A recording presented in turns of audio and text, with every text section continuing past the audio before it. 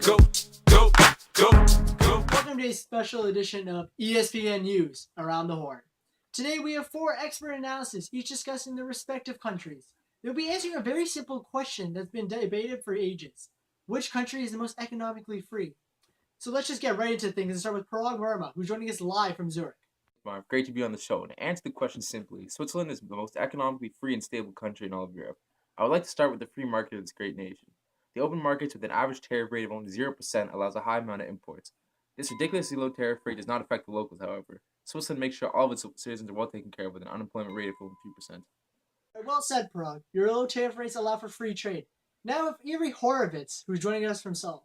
Yeah, thanks, Marv. As the representative of South Korea and one of the steadiest economies in Asia, I must say the Swiss policy towards tariffs and the economy is totally backwards. Low tariff rates do not guarantee economic stability.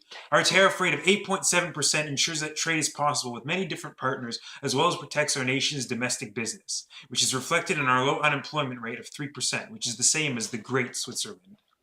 All right, so tariff rates don't have a huge impact on unemployment rate. Now we have Arjun Walia joining us from Munich. Do you have anything to add to this?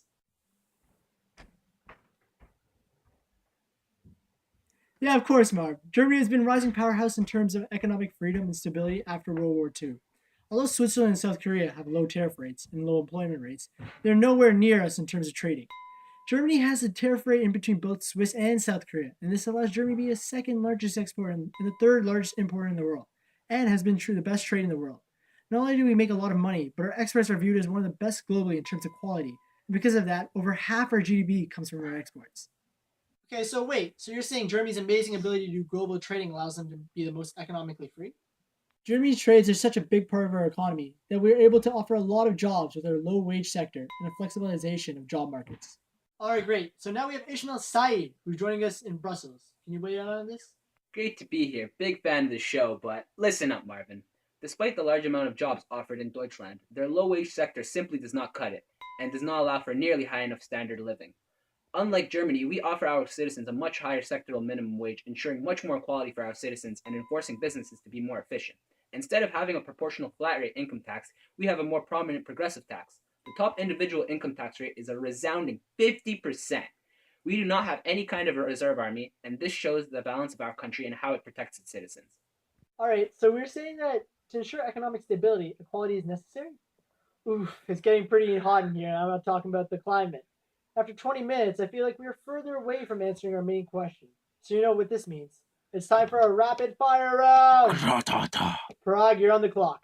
Alright, even though government intervention ensures equality, Switzerland has a laissez-faire approach and lets the invisible hand take care of the economy by itself. Agreed, but Germany is the best of both worlds, because with a social market economy, it is a capitalist competition and allows the state to provide social correctives with our welfare program, healthcare, and family policies. Okay, you might have decent government regulations, but it's nowhere near as sophisticated as Belgium's welfare state. Each month, employers pay between 30 and 40% on top of your salary into the Social Security Fund. Yeah, but your government spending is in the toilet. Your government has to spend so much to cover your enormous deficits that it's over 90% of your GDP. It's ridiculous. Belgium might have terrible government spending, but at least they don't have as much corruption as South Korea. The amount of high-level government officials getting bribed is just stupid. Alright, but the amount of dirty money inside Swiss bank accounts is just so immoral. Debating morality here, we're talking about stability, and my country's at the top. Alright, let's settle down here, boys. It's getting pretty hot and dirty here. Let's get back on track and maybe talk about the business startup. Taxation on businesses is very low, so this gives our businesses a lot of freedom to create better products. Germany's overall entrepreneurial environment remains one of the world's most efficient. The business startup process is straightforward, with no minimum capital required. Germany is very similar to South Korea in the sense that starting a business is a very simple process. Launching a company takes 5 simple procedures, and there's no minimum capital that's required. Unlike Switzerland, we do not have as much privately owned property, and the government owns a lot of the property. We do not have any kind of bourgeoisie, and it's relatively easy to open up a business. On average, it takes 4 days to open up a business. Alright, thanks for your input on your business freedom, guys. Now we're running low on time, so let's wrap this up and hear your conclusion and how it relates to some of our great economists. Marv, just to finish up here, South Korea's economy is in line with John Maynard Keynes' thinking. They have a modern mixed economy, which has several free trade agreements with many different countries, including Canada, actually. The South Korean government also believes in stimulating the economy with cash flow as opposed to Hayek's laissez-faire approach, which is simply irresponsible. This great nation also follows the Keynes principle of taxing more during times of prosperity and saving up a reserve for depressions, which is very wise spending. To wrap things up, Switzerland follows the father of modern economics and the founder of capitalism, Adam Smith. Smith believed in a laissez-faire economy and said that in capitalist economies it tends to fix the problem on its own. Also, self-interest means a profit motive provides a major stimulus for economic growth and prosperity. Switzerland boasts the most reliable and stable economy, thanks to foreign investments and wise government spending. To sum things up, Marv, David Ricardo is the philosopher to believe that Belgium has great economic freedom and a bright future.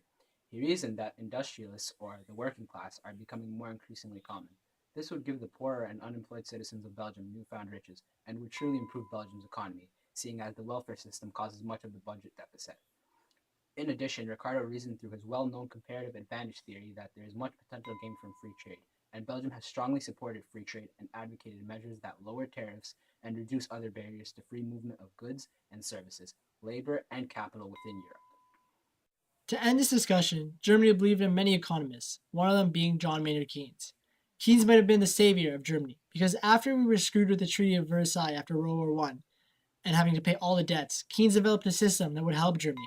After World War II, Keynes made sure that Germany wouldn't have to pay all the debts and that war bonds were to be created to ensure if any countries went to war, they would have money for the damages.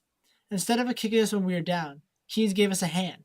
This ultimately saved Germany's economy and let them rebuild and become one of the strongest economies in the world today. It's pretty close here, guys. We're level on points, so I have the final verdict, and the winner is